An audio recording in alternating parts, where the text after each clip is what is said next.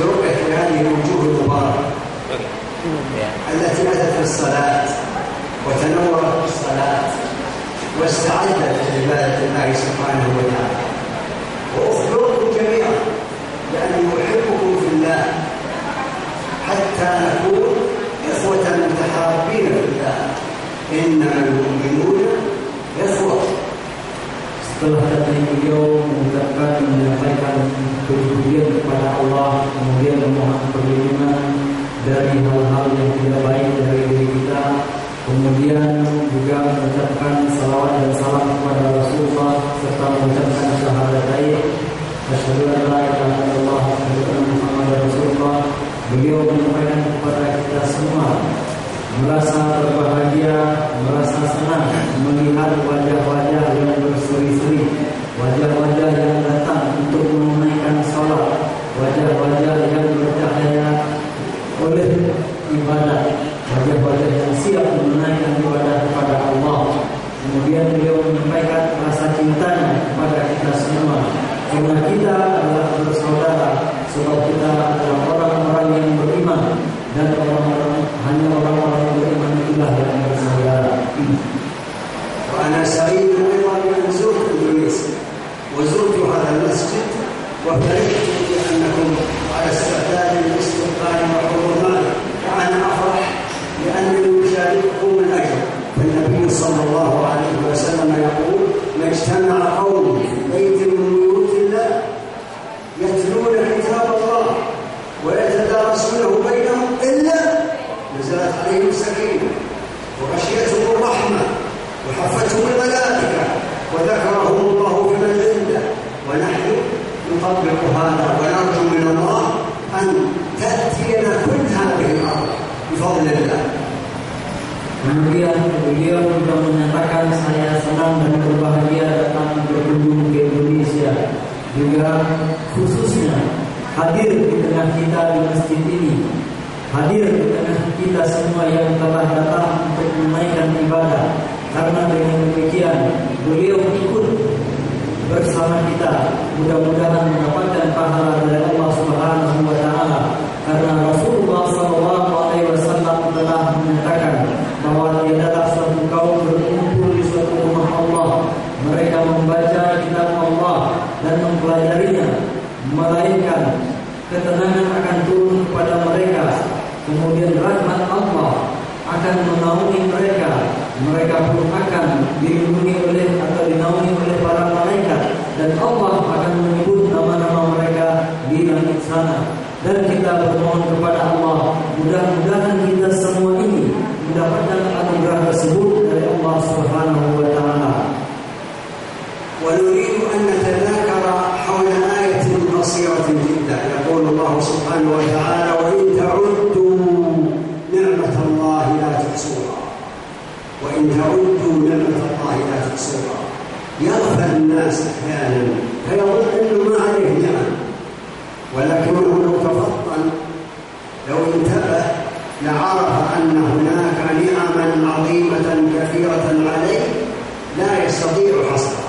الله خلقنا فأحسن خلقنا، جعلنا نمشي على رجلين ما مثل الحيوانات، وجعل لنا أعين وسمعا وأبصارا، وجعل لنا عقولا فلسنا كالبهائم، وأعطانا الرزق فجعل الأرض لنا حلالا طيبا، وعافانا في صحتنا وفي أبداننا، وهيأ لنا من الحياة ما نعيش على هذه الأرض.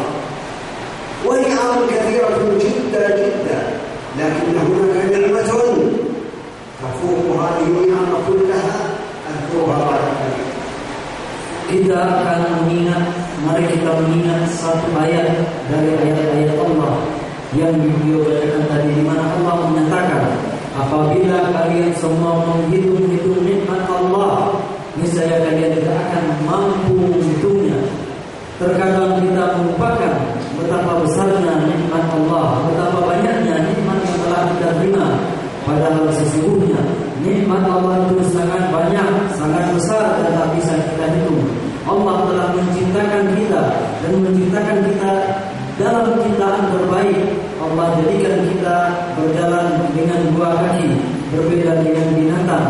Allah juga jadikan bagi kita mata sehingga kita bisa melihat. Allah anugerahkan kepada kita akal sehingga kita bisa berpikir. Kita berbeda dari hewan-hewan. Allah berikan rezeki berlimpah kepada kita. Apa yang di bumi ini Allah ciptakan untuk kita. Banyak nikmat Allah, dan nikmat Allah itu tidak bisa kita hitung. Namun dari semua nikmat tersebut ada satu nikmat yang melebihi nilai nikmat-nikmat yang telah kita sebutkan tadi, dan ini insyaallah akan saya sebutkan berikut ini.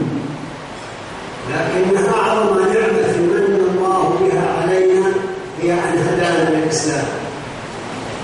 نعمة أكبر من نعمة العقل، وأكبر من نعمة الخلق، وأكبر من نعمة الرزق، وأكبر من نعمة الأمن، وأكبر من نعمة الصحة، أن هداك الله للإسلام.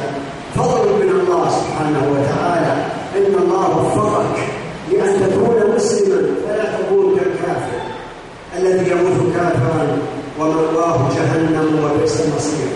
أنت هداك الله لدين الحق فتعلمت به وعرفته، ثم إنك كنت أيضا حريصا على أن تتعلم الدين وتزداد به خيرا. Dan nikmat yang terbesar itu adalah nikmat iman yang Allah limpahkan kepada kita semua. Nikmat Islam melebihi nikmat-nikmat yang lain. Penciptaan kita, akal, kemudian juga rezeki dan kesehatan yang kita terima dari Allah. Sesungguhnya nikmat iman dan Islam itu melebihi itu semua. Kita telah diberikan anugerah yang besar oleh Allah yang menjadikan kita sebagai muslim, bukan orang yang kafir kemudian mati dalam keadaan kafir, sementara nanti orang-orang kafir itu tempat kembali mereka adalah neraka dan jahanam. Maka alangkah besarnya nikmat yang Allah berikan kepada kita ini. Berikutnya lebih dari itu, Allah Subhanahu wa taala telah menjadikan Anda semua orang-orang yang betul-betul memiliki perhatian besar untuk mempelajari agama ini. Kita pelajari, kita amalkan supaya iman kita bisa bertambah kepada Allah. Nah, ثم أنت حينما تحضر إلى هذه المجالس وتتعلم الحلال والحرام، أو تتعلم قراءة القرآن، أو تتعلم العقيدة الصحيحة، أو تعرف ما ينظرك وما ينفعك في دينك، فأنت تتفقه في دين الله. وقد قال النبي صلى الله عليه وسلم: من يرد الله به خيرا يفقهه في الدين. يقول الرسول صلى الله عليه وآله وصحبه وسلم: من يرد الله به خيرا يفقهه في الدين. فإذا رأيت الإنسان يتعلم الدين، يتعلم القرآن، يتعلم الحلال والحرام، يتعلم الشريعة، يتعلم ما يجب عليه، يتعلم ما يحرم عليه، فهذا قد أراد الله به خيرا. وحضورنا هنا يدل على أننا بدأنا مشروعنا في أن نتعلم الدين ونتفقه في دين الله، فنرجو أن نكون ممن أراد الله به خيرا، ونسأله سبحانه وتعالى أن يوفقنا لذلك. Dan kehadiran kita di masjid ini pada malam hari ini dalam rangka mempelajari agama Allah. Kita belajar tentang halal dan haram, mempelajari mana yang sahih, mana yang tidak sahih, mana yang boleh, mana yang tidak boleh bagi kita, mana yang bermanfaat, mana yang memberikan mudarat. Dengan kata lain, kita ingin memahami agama Allah, kita ingin memahami agama Allah, kita ingin menjadi faqih, bertafaqquh memahami agama Allah. Dan Rasulullah SAW telah menyatakan, telah bersabda, jika Allah menginginkan kebaikan bagi seseorang, maka Allah jadikan orang itu paham tentang agamanya. Dan usaha kita ini, kehadiran kita ini merupakan langkah pertama untuk memahami agama Allah ini. Oleh karena itu juga apabila kita melihat ada orang yang mempelajari kitab Allah, mempelajari hukum-hukum Allah, mendalami agama Allah, maka ketahuilah itu merupakan pertanda bahwa dia sedang menuju kebaikan, bahwa Allah akan menganugerahkan kebaikan kepadanya. Dan insya Allah itulah yang kita lakukan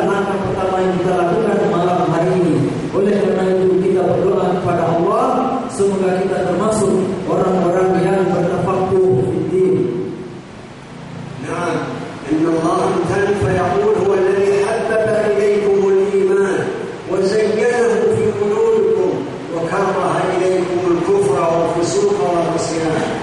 الله سبحانه وتعالى يبين أن من فضله على الناس، على المسلمين، علينا وعليه، أن جعل الإيمان محبوب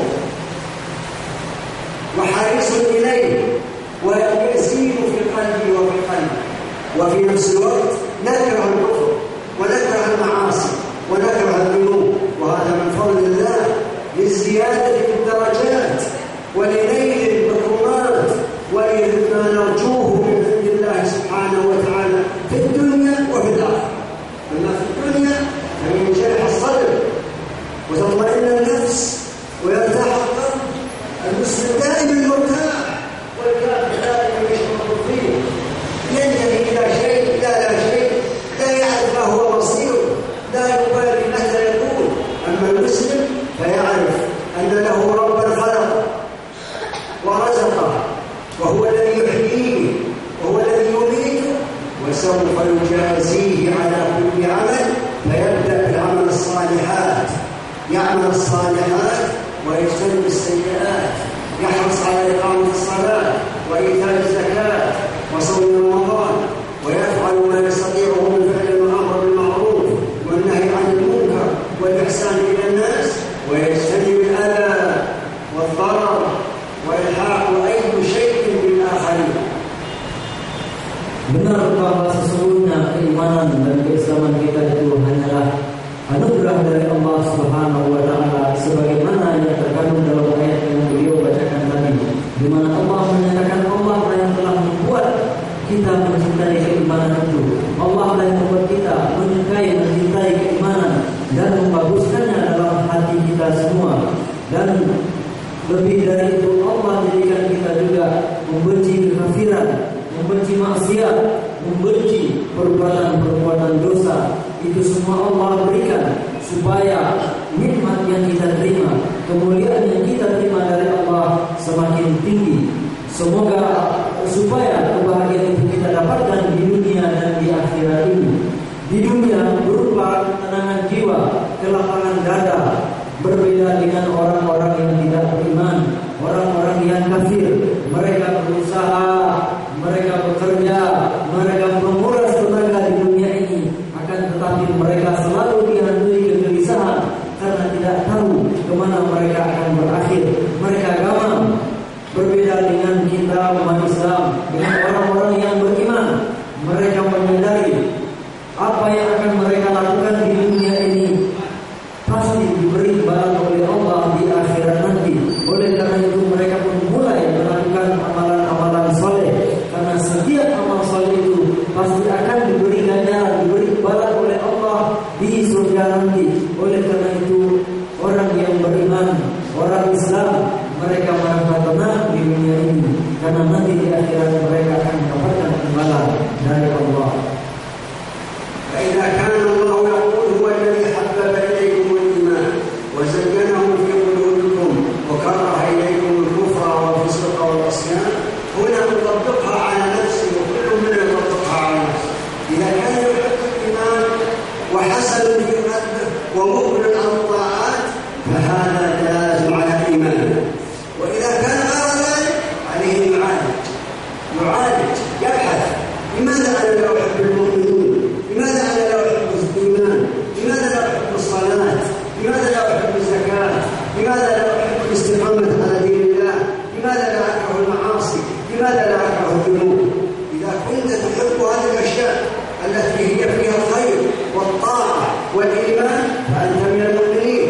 وإذا كنت غير ذلك فعالج نفسك، انظر، جرب، افتح في نفسك لعلك قد أخطأت أو قصرت أو أذنبت. Setelah kita memahami bahwa keimanan merupakan anugerah dari Allah, kemudian diindahkan Allah dalam dada kita semua, kemudian Allah jadikan orang beriman itu membenci kekafiran, membenci maksiat dan perbuatan dosa. Berikutnya, mari kita berintrospeksi, memeriksa diri kita masing-masing. Apakah kita sudah menjadi mukmin sejati atau belum? Dengan menanyakan pertanyaan ini, apakah kita sudah mencintai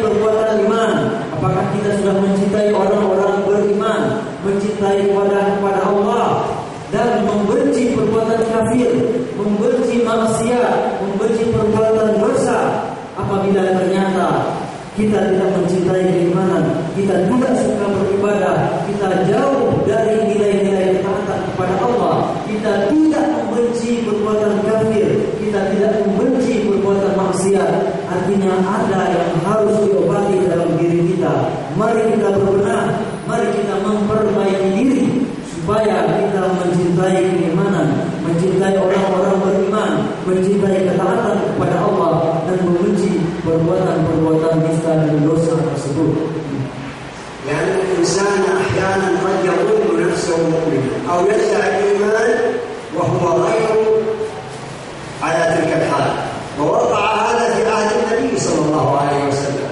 جاء قوم من الأعراب فقالوا آمنا، قال الله سبحانه وتعالى قالت الأعراب آمنا قل لم تؤمنوا، قالت الأعراب آمنا قل لم تؤمنوا ولكن قولوا أسلمنا ولما يدخل الإيمان في قلوبكم وإن تطيعوا الله ورسوله ولا يدخل معكم شيئا. بين الله سبحانه وتعالى أن الإيمان يحتاج إلى معالجة، إلى استعادة، إلى تهيئة، إلى ترويض. ثم قال الله سبحانه وتعالى إنما المؤمنون الذين آمنوا بالله ورسوله ثم لم يرتابوا وجاهدوا بأموالهم وأنفسهم في سبيل الله أولئك هم الصادقون.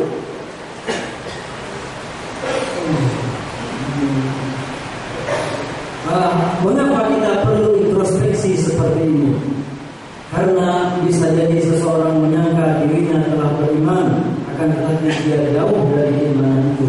Dan hal ini telah terjadi pada masa Rasulullah itu sendiri. Ada sekelompok orang Arab yang mendatangi Rasulullah, orang-orang Badui mendatangi Rasulullah, ya Rasulullah, kami ini adalah orang-orang beriman. Kemudian Allah menyatakan, Allah gugur. Datanglah sekelompok orang-orang Arab kepada Rasulullah dan mereka mengatakan, kami telah beriman. Katakanlah wahai Muhammad, kalian belum beriman. Akan tetapi katakanlah, kami telah Islam, sedangkan iman belum masuk ke dalam hati kalian. Allah Subhanahu wa Ta'ala menyatakan bahwa orang ini yang menyangka dan mengaku mereka telah beriman, ternyata keimanan itu belum masuk ke dalam hati mereka. Kemudian Allah menyampaikan bahwasanya orang-orang beriman itu adalah orang-orang yang beriman kepada Allah dan Rasulnya, dan mereka tidak merasa ragu-ragu sama sekali dengan keimanan mereka itu. Mereka tidak menyaksikan Rasulullah dan tidak menyaksikan Allah Subhanahu wa Ta'ala. Kemudian mereka berjihad, mereka memberikan apa saja demi tegaknya agama Allah ini. والمؤمنون في درجات كما قال النبي صلى الله عليه وسلم الإيمان بضع وسبعون شعبة على قول لا إله إلا الله وأدناها إماطة الأذى عن الطريق. معنى ذلك أنك كلما ترتقي بإيمانك إنما ترتقي بالأعمال الصالحة، فاعمل الصالحات حتى يزداد إيمانك ويتقدم وينمو ويكبر ويكثر ويكون إيمانك أكبر، لأن النبي صلى الله عليه وسلم قد بين وسائل زيادة الإيمان. فحينما أشار إلى أنه بضع وسبعون شعبة بين أن هذه الدرجات لها منها لا إله إلا الله باللسان وبالقلب، ومنها ما هو دونها وأقل منها حتى كلمة تقومها لصديقك.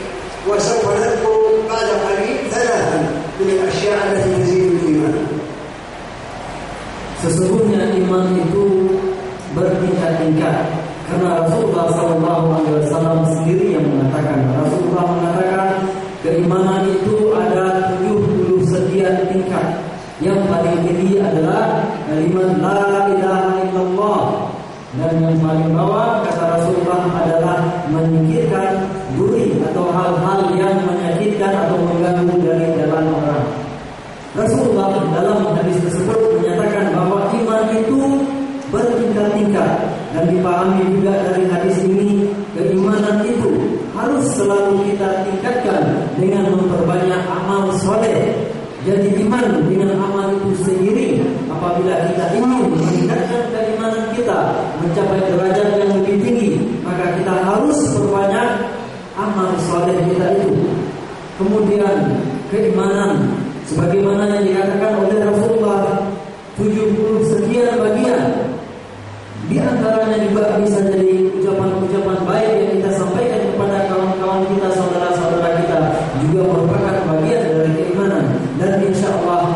akan sebutkan 3 hal yang dapat meningkatkan keimanan kita tersebut.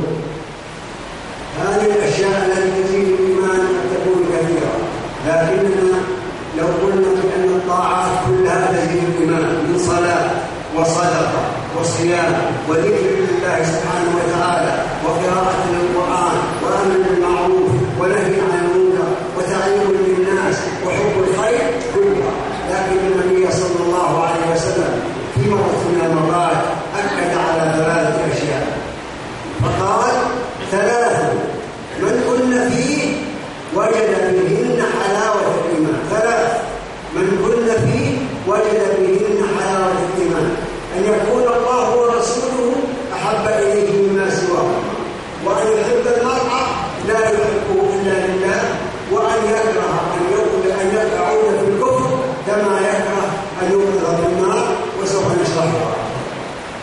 Sesungguhnya hal-hal yang bisa meningkatkan keimanan kita itu banyak sekali, dan secara umum bisa kita katakan seluruh ketaatan, seluruh ibadah dan ketaatan kepada Allah itu merupakan sarana untuk meningkatkan iman kita kepada Allah. Misalnya melaksanakan salat, puasa, zakat, kemudian bersedekah, kemudian membaca Al-Quran, mengajarkan kebaikan kepada orang lain, dan ketaatan lainnya merupakan sarana untuk meningkatkan keimanan kita kepada Allah.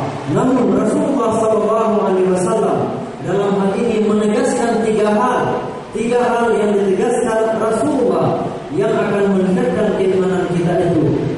Dalam hadisnya Rasulullah mengatakan 3 hal yang pada 3 hal ini apabila seseorang melakukannya, dia akan mendapatkan manisnya iman itu. Dia akan merasakan betapa manisnya iman itu.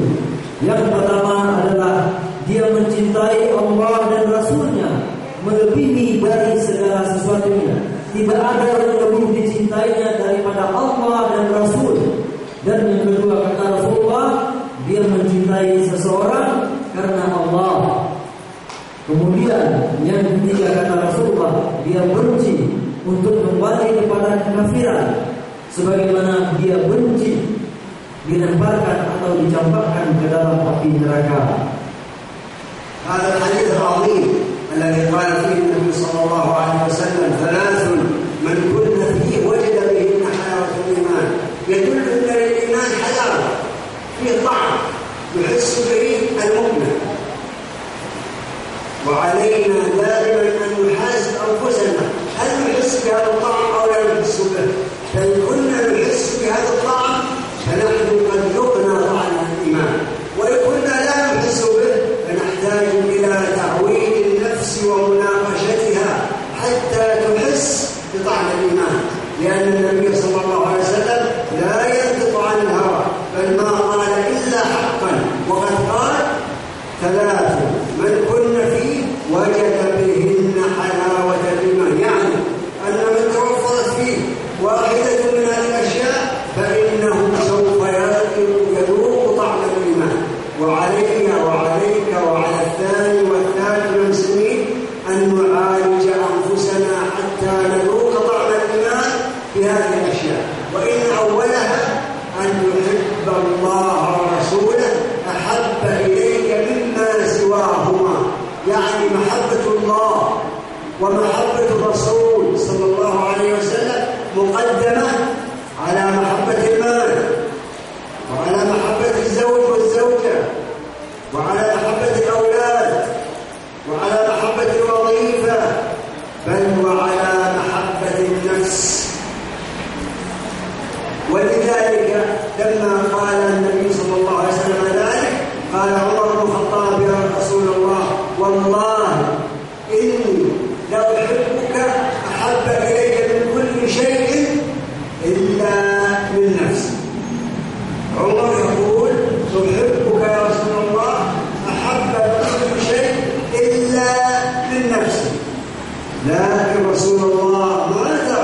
قال: لا يا عمر، حتى من نفسي، يعني حتى تحب الرسول صلى الله عليه وسلم أحب إليك حتى من نفسي. عند ذلك عمر ليس كاذبا، لكنه رجل صادق وأمين. عمر رضي الله تعالى عنه عالج نفسه، روض نفسه، إني أحبك من كل شيء أحب إلي من كل شيء حتى من نفسي. Dari hadis Rasulullah yang mulia tadi menunjukkan bahwa keimanan itu memiliki rasa, ada cita rasanya, ada manis yang terdapat dalam keimanan itu. Untuk mendapatkannya, itulah yang kita dapatkan dari ketiga hal tadi. Oleh karena itu, mari kita berusaha untuk mendapatkan dan merasakan manisnya keimanan tersebut. Mari kita selalu mengintrospeksi diri kita. Apakah kita sudah merasakan kenikmatan itu, mendapatkan cita rasa yang indah itu? Apabila belum, mari kita berusaha untuk memperbaiki diri kita, berbenah, berusaha agar rasa manis keimanan itu bisa kita rasakan, yaitu dengan tiga hal tadi. Rasulullah SAW menyatakan bahwa